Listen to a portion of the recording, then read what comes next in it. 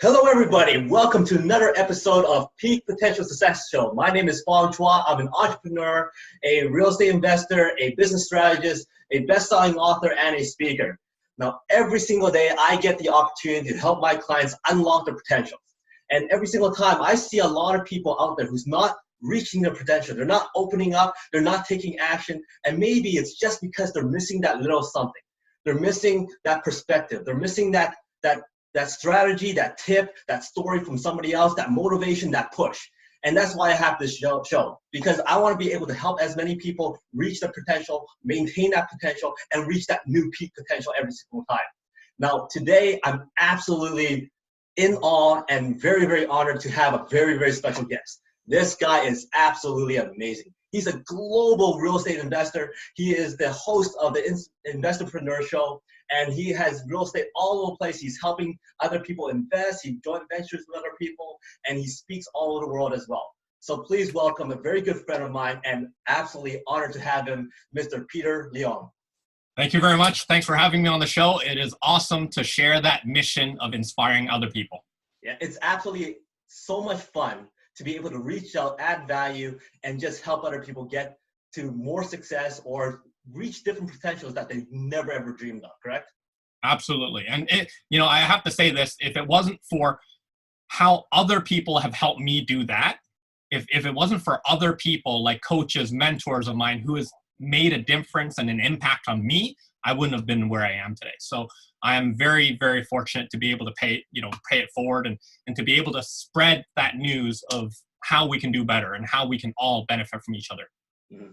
Now, one thing that this whole COVID thing has done is really allowed us to explore our potentials and explore different ways of doing interviews and also connecting with people. And this is one of them. If it wasn't because of this, I would not have thought of doing an interview with you through Zoom. And this is absolutely a lot of fun. Absolutely. Halfway across the world, basically. Exactly.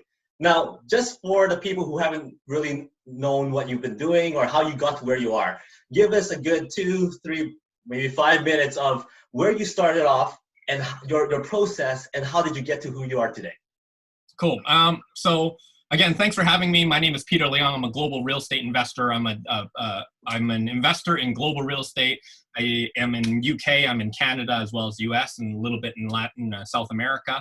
I invest all over the world. I develop, I invest, and I own properties, residential and commercial.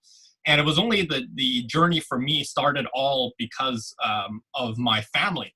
And, I grew up in Vancouver, and I went there at a very young age, but all my education was in Vancouver. So I didn't really think of much more outside the Vancouver realm until when I sold my restaurant. I had a restaurant chain of 7 restaurants. And from these restaurants, I started to expand my horizons and my views. And I started expanding to Toronto, which gave me a lot of perspective. I started working with a lot of entrepreneurs. I started working with coaches and mentors of mine really early on. So at 19, I had a coach which taught me a lot about, working with people, how to build a business, what it's going to take. She was a $500,000 entrepreneur herself. And she goes, Peter, you've got the potential. And she believed in me to give me that opportunity while she was in Toronto, coaching and training me, teaching me what she knows in the financial services realm. And that made every difference to me in the world. And it was because her belief in me gave me the confidence, my belief, for me to go do more. And that was my first career in financial services. Then I got into my second career, which was actually marketing. And then that also brought me into the restaurant scene, where I had the pleasure and the honor of working with the guys who invented the California roll, Mr. Tojo. And also at the same time, I had Rob Feeney, which was a Canadian Iron Chef. And then I started my own restaurant chain. Wow. And from there, I sold my restaurant chain of restaurants. And then I decided to pursue most of my time in Hong Kong, and where my family now resides. And, at that time, I didn't know that you don't know what you don't know, right? So when I came back to Hong Kong, I only wanted to be here for a very short period of time. But I started realizing that, there's so much more that I could be doing. There's so much more I didn't, outside of restaurant. I was consulting, a consultant for restaurants in Hong Kong that were also, had restaurants out in Canada. And when I started expanding that paradigm, I realized that, I can do so much more. Then my fourth career was in duty free. So I started a marketing company that did duty free. So airports and airlines, cruise ships, as well as airports and border shops, where we get licensed deals and we start selling to them. So that got me traveling. So we do about 2,600 airports around the world right now, as another business of mine. But then it got into real estate, because as I was traveling so much, UK, Canada, US, as well as Latin America, or I would be in Europe, I started realizing, hey, you know what, this is something I need to look into, because I realized that there's so much potential in real estate, but I was always not looking at it because my family was actually the ones who told me, don't get into real estate. You know, I know I'm Chinese, but most Chinese families get into real estate, do your thing. But my family was really against that, because they were so concerned over the debt, right? That was the hindrance in them getting in real estate. And I remember, probably 8-9 years ago now, my father, I remember this very vividly, because it's not a one-time occasion. So all through my childhood, he was like, oh, we should have bought that, unit. We should have done that. We could have done that. And if we did, this is where we'd be. And, I was like, once I started making a little bit of money, which started with my restaurant career, with my chain of restaurants, I started doing more real estate. And I bought my first piece of real estate behind his back. And it was, being Chinese, Fong, it's like, that's a no-no, right? For all these years, I've never done anything that he doesn't like. But I realized that I have to find my own path. I have to do my own thing. And, that was in real estate. And I bought my first piece of real estate. He gave me a year full. But long story short, one of my biggest successes up to this point, Fong, was that in 2018, my father became a real estate investor. And to me, there's nothing more proud than that, because it's a major change from him not going, no, don't buy property, to the fact that he is now a semi-retired property investor. And to me, that's my biggest win. Awesome. I can relate to that, because the very first time I jumped into real estate, buying properties here, buying rental properties there, and I was telling people that's what I'm doing. And all I could hear is from my family, don't do that. It's too risky. Yeah, it's easy for them. It's not for you. And then after 2-3 years later, well, my parents are investing with me. So we're joint venturing on a few properties here, because they find out, hey, it's actually working. So but here's the thing. Because your background in engineering, you analyze everything, right? So I've worked with a lot of engineers. A lot of my investors are engineers. But with that being said, so here's the thing. Because you analyze everything, how was it really hard for you to take a plunge into real estate? Because heck, you'd analyze to death, right? As an engineer, the numbers work out. So as long as the numbers work out, then your risk level is a lot lower, right? And as an engineer, we always have those factors of safety. So as long as you put in your factor of safety, whatever that cash flow number is you want to put as a buffer, if that fits and your number still works, then there's nothing to worry about. The unknowns are taken care of. So that actually made it easier for you to get into real estate. Oh yeah, for sure. The only hard part about getting into real estate is convincing other people that I'm doing real estate. So since we're talking about real estate here, you've done restaurants, you've done all these different aspects, all these different industries.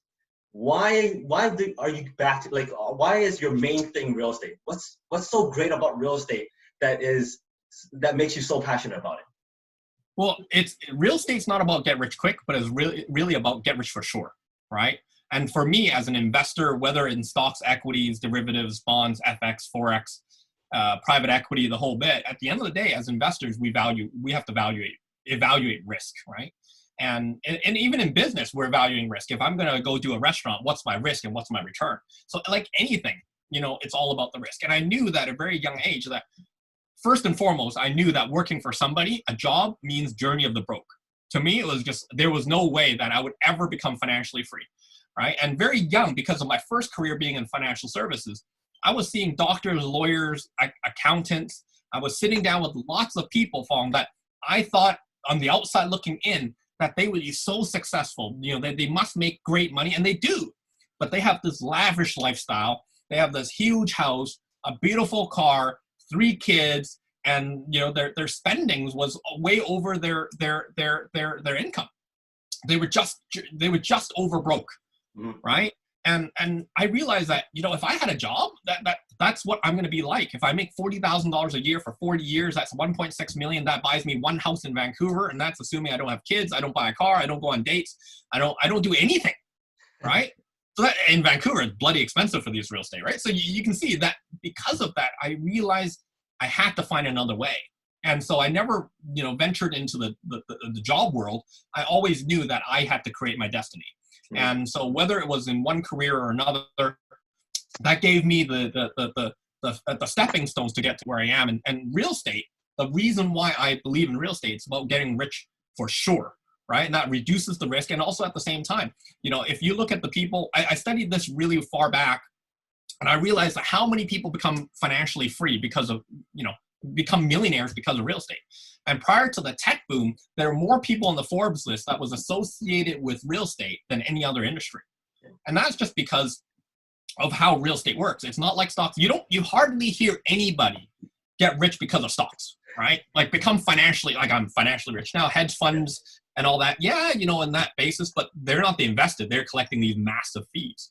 But if you really think about it, the amount of people that actually become financially free was mostly attributed to real estate. So my biggest odds were to go into real estate and understand that industry, how that would work. And as a matter of fact, at the beginning, I didn't really think, real estate was always going to do, right? It was one of those things I said, I need to have a place to live. I need a place to get married. I want to have kids. I believe in having a home ownership. And I see the prices of real estate going up. So you know what? The very least I need to learn about it. I need to understand it.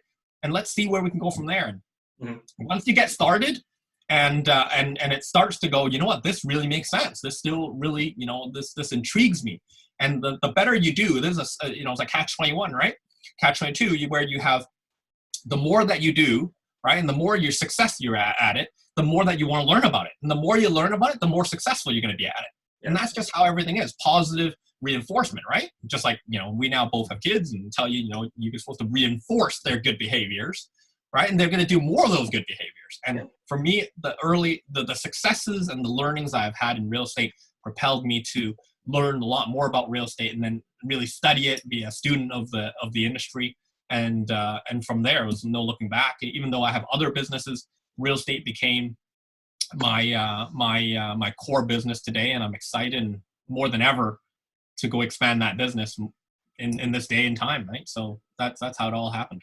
Oh, awesome. Now, you talk about real estate, and I know there's a lot of stories when it comes to real estate, when you're dealing with people, dealing with deals, dealing with tenants, whatever it is. Now, my question was about to be, what are some, when you're faced with a challenge, what do you actually do to overcome that challenge? But I'm going to tweak that up a little bit by saying, do you have a story that was very challenging in real estate? Absolutely. I've got many to overcome, and what did you learn from that? Wow. I mean, the amount of times that I've had, property deals where it turned sideways. I mean, I remember one of them. My biggest hit was and this still is not my biggest hit today, but is one of the ones that I really feel. And it was a property that, it ended up becoming in a lawsuit. I can't mention the lawsuit because we end up eventually settling. I had to sue somebody over it. And that was my first time I had to go file a lawsuit because of real estate. And it was $262,000 loss because of one property. So it's still feel it, right? And, my biggest thing is, what did I learn from it? You have to be able to dot your I's, and cross your T's. You also have to be not trusting. You have to do your due diligence, and you have to be not, even though I had lawyers, don't get me wrong, I had lawyers, I had accountants, I had everybody that I needed on the team. It was not my early on deals. It was actually, quite a few years after I gotten into real estate and had some good successes in it. And it was one of those deals that you, just like any other normal deal, you thought everything was going, perfectly. Things were looking good. It was the right way. And long story short, it had to do with a commercial property out in Vancouver. And what ended up happening was, if you want a little bit of detail, basically it was a deal to take over a well-known establishment. And when I had to take over this well-known establishment, that was a pharmacy, what ended up happening was the guy who was selling to me, decided to not honor part of the contract. All right. And because that I already was in the deal, I had already paid my deposit, and I was only a week away from closing. My advice from my lawyers too was to go, you should close, because if you don't close, you might be at a bigger loss. So it was a risk and reward thing. So I ended up closing the property, and after closing the property, and that was a $6 million property, right? So a $262,000 loss is painful. And what ended up happening, I closed on the property, and then eventually we tried to communicate and try to see, I would think that, people do business, people want to be sincere, but you know what? Not everybody is. So you got to be doing your due diligence as much as you can, right, as an investor, and don't take anything for granted. That's what I learned. Even though I had a really great power team that I still keep as my core team today. But that was something that was devastating. I was in Shanghai when I got the call, and I was like, man, this is going to hurt, right? And I was like, wow, how am I going to resolve this? So it took 3 years for this to resolve. So 3 years I'm stuck, right? And I swear to you, I don't like getting into legal action. I don't like to do any of that. But it took 3 years to settle upon this. And little did I know, that was the learning. That was the, as some of our coaches say, if you have never sued somebody, if you've never been sued, you haven't been doing enough, right? You haven't just been doing enough deals. You have not worked hard enough. You've not experienced enough.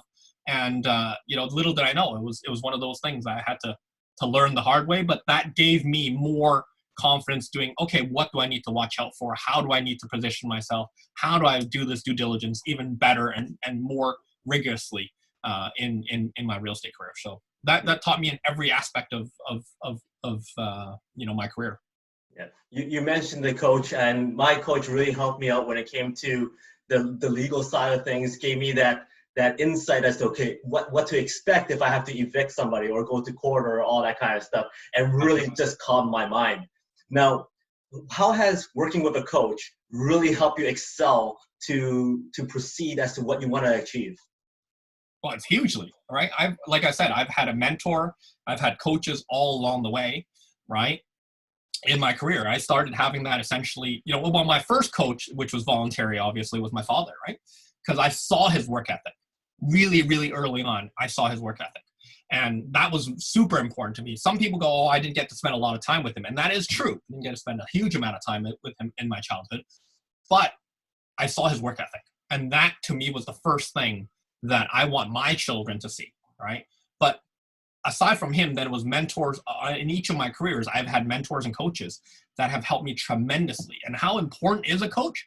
If they have 50 years of experience, they're shortening their 50 years of experience and condensing the 200, 300, 400, 500 deals that they're doing into conversations with you. You are going to dramatically expedite your career.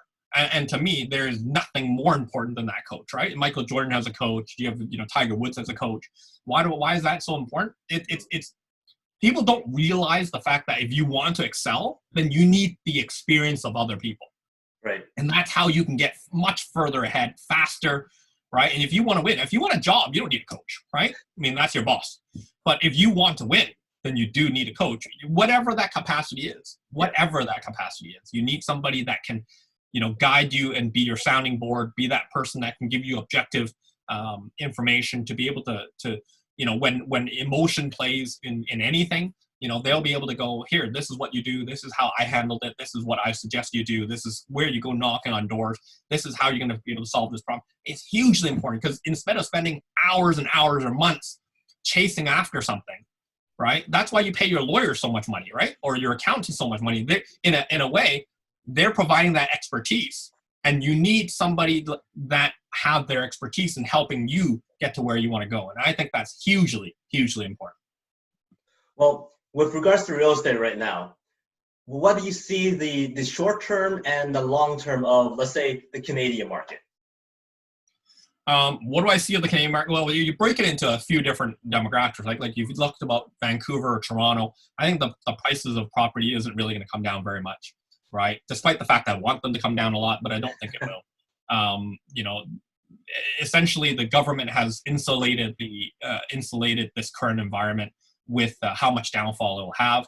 Of course, yes, people will have jobs, but that's much later, right? That's probably towards the end of 2020, if not early into 2021. So that's more short term. I think that in certain markets, I think in Edmonton and Calgary, I think you've seen for the most part the market has been challenging, right? It started all the way back from oil and gas and everything else like that, and then of course now with COVID. But at the end of the day, I've always said this: in certain markets, if down isn't a possibility, the only other way to go is up, right? So in a way, it's certain markets that will have that advantage. If you're already at the bottom, how low can you go, right? I mean, I have investments in that capacity where rental in Edmonton, it's like $1 a square foot for commercial, $1 per square foot. Where do you go from there? The only other way is to go up, right? So you look at some of those factors. So I think in the short term, sure. I mean, we're going to be facing some little bit of a volatility, but for the most part, as real estate investors, I'm a buy and hold and never sell, right? Or I should say, somebody corrected me on it. I buy and I sell. I buy and hold and I seldom sell, because I sold a few properties because people pay me stupid money for it. I don't like selling stuff. I like the hoard. I'm like typically every other Chinese person. I like the hoard. I like to build my portfolio. I want my portfolio to be the reason why I can have my lifestyle choices for me and my family, and to build intergenerational wealth. And you can't build intergenerational wealth short term or long term, right, by doing flips, right? It's very hard to do that. So I believe in the long term aspect of things, that the market is always going to go up, right? But of course, it'll do this, right? And then we'll have its downs. But on an overall level, especially with the interest rates being low, and also the fact that Canadian dollar is down, a lot of foreign investments that are interested. On the long term, it's very hard to not be positive over real estate. Yeah, it's always one of those types of investments that you could warehouse your wealth in and just kind of wait it out, or just really see what happens in the end, because it's usually going to be something that will go up in value. So I totally agree with that. Well, it's math, right? Like you say, it's all down to math. So exactly, always buy it when you're still going to make money, even though if it's in downturn kind of thing. Now, absolutely.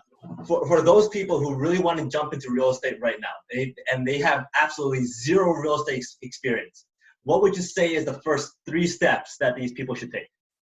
The first 3 steps, they need to understand their market demographic. So, I mean, there's 2 ways, right? On my podcast, I shared the same thing.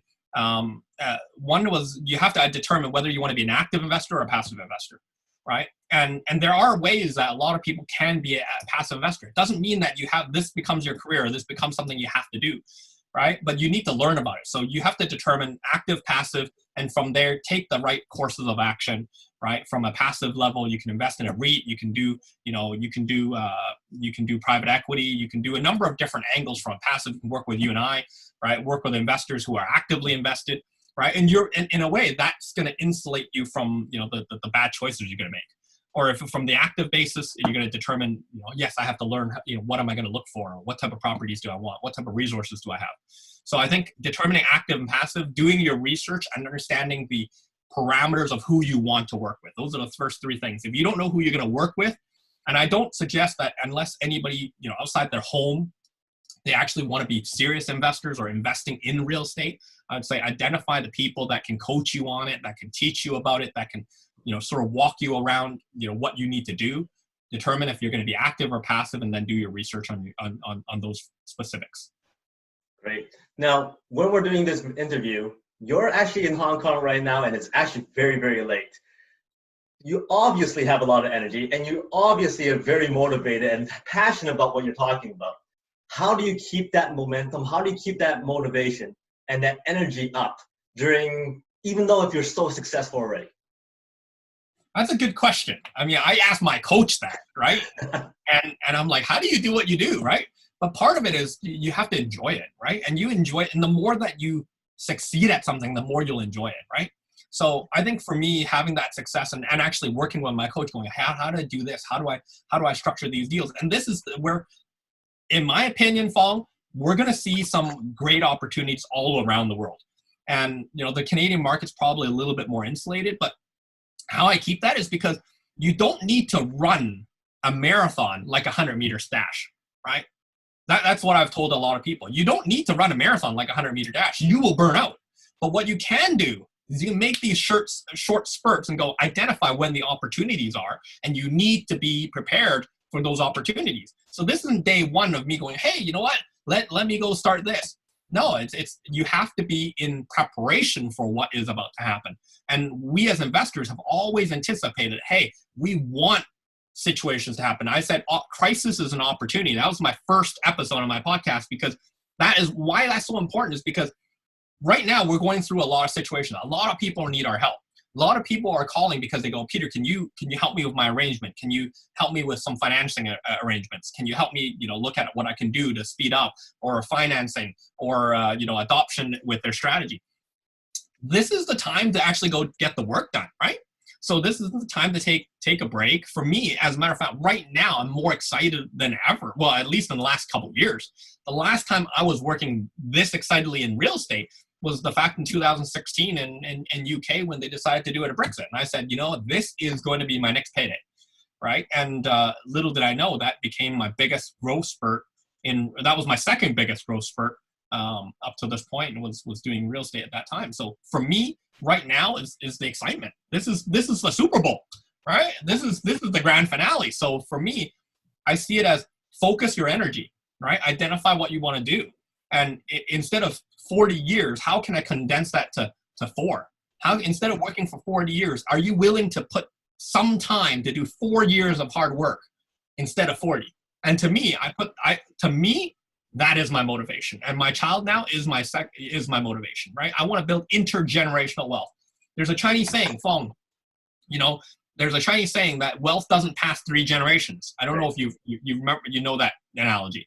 Yeah. And for me, I've heard that young and old. I want to change that. Mm-hmm. I've already been able to change at least the next generation. So now I'm like, how do I change for the second generation? How do I change for my grandchildren?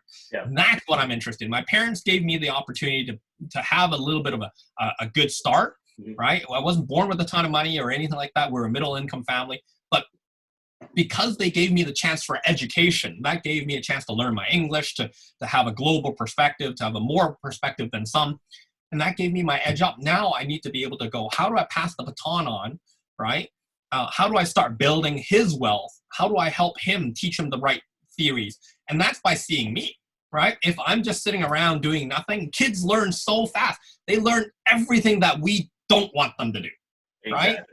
If we smoke and tell them not to smoke, it'll never work. If we drink and tell them not to drink, it'll never work, right? So like what happened with my father and I saw his work ethic. And I want my child to see my work ethic, not just the results, right? To be a benefactor of it, right? But also to be able to control how that wealth is distributed through the generations, right? Through the different generations in our family. And so to me, that is my long-term motivation, is to build wealth for the long haul.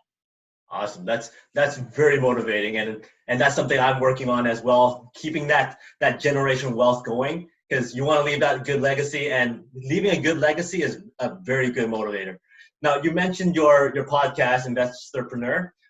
Talk to us a little bit about that.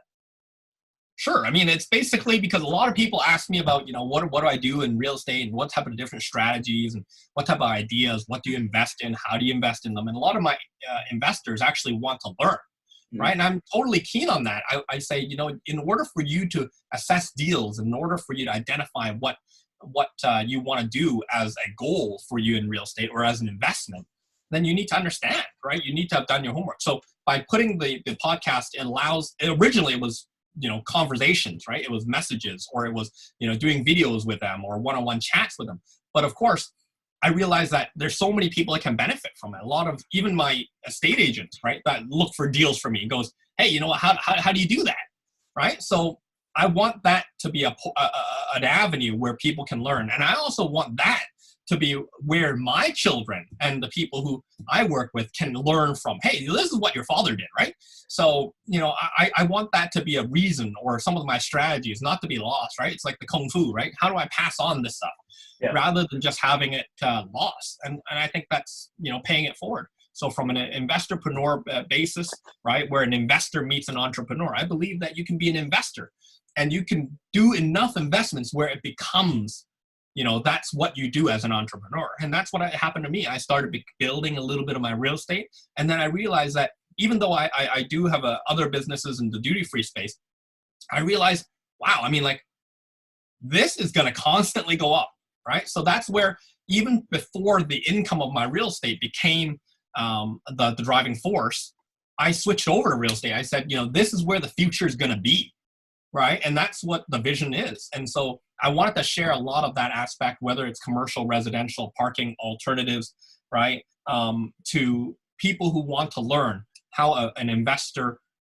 turned entrepreneur is able to do what I did and over the course of that time. So I really want to share that strategy and invite people that have done it, not just talkers, but have done it on the ground. This is the strategy they've executed, and all of them are very successful doing what they do.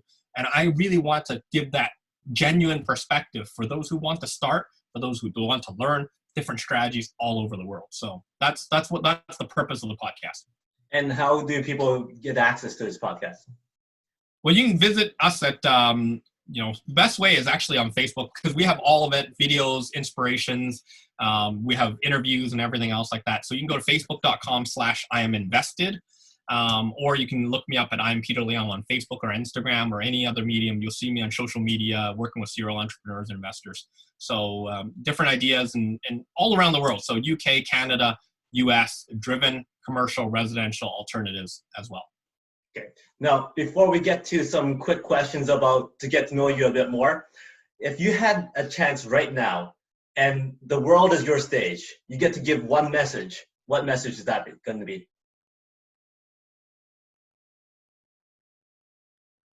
Have a hand in the outcome of the game of your life. Awesome. So thank you very much. Now, we're going to get into some quick rapid fire questions. Just answer it with either a sentence or a word. All right, this is going to be a little bit more fun. Now, if you were given the opportunity to compete in the Olympics, what sport would that be? Badminton. If you were stranded on a desert island and you can only eat one food, what would that be? Watermelon. Watermelon, very good. And if you're in a circus, you could be the ringmaster, you could be the lion tamer, which role would you play? I play the lion. Awesome. I've never heard that one before. And then also, if you were about to go up on stage and perform one talent, what talent would that be? One talent? Yeah. On stage, I would sing. Awesome. I can't wait to hear that. And I'm going to hold you up to it sometime. Okay. And finally, my last question is, what is success like? And as an entrepreneur, obviously we're always thinking fast on our feet. And this is going to be a challenge to let you think fast on your feet. I have some random words on these cards. Okay. And I want you to pick a number. I'll count down the cards and you're going to say success is like this item. Okay. Alrighty? All right. So okay. Give me a number between 1 to 10. 12. Oh, sorry. 1 to 10. It'll be 8. Okay, 1, 2, 3, 4, 5, 6, 7, 8. Bearskin rug. Success is like bearskin rug. Yes. So how is success like a bearskin rug? Peter, it's all yours. All right. So how is success like a bearskin rug? Because at the end of the day, you need to be able to identify what the meat and the skin is of every deal. At the end of the day, what we look for, we have to annihilate all the clues. We have to annihilate all the noise. We have to identify, what the skin is and what the bone is and what the meat is. We look for, as investors, as entrepreneurs, we look for the best deals by eliminating the skin and the bone. Awesome. Very well answered, and that was very creative as well. Well, thank you very much for your time. If people want to get in touch with you, how do they do that? Well, one of the best ways, you can visit us on our brand new website's launching next month. I am Peter Leung, or you can find me on Instagram and Facebook. IamPeterLeung.com. Just hunt me down. You'll find me all over the place. So, or get a hold of Fong. Share our videos. Get to visit us, or visit us on Investorpreneur Podcast and on Anchor.fm. Awesome. Again, thank you very much for your time, your wisdom, your insights, and your energy for sure. And Thank so, yeah, go, I'll let you have one final say. you know what? I'd love to have you on my podcast because you're full of energy. You've inspired me, right? And that's why I'm here today. And I kid you not, Fong. You're amazing. You're a character. You're analytical, but you've also got the charisma, and that's very, very hard to come by. So I appreciate the impact that you're making for everybody, which is the same goals, same views of what we want. So I applaud what you're doing, man. Awesome. Thank you very much. So until next time, thank you for watching the Peak Potential Success Show. Until then, today is the day to unlock your peak potential. We'll see you next time. Thank you. Awesome. Thank you.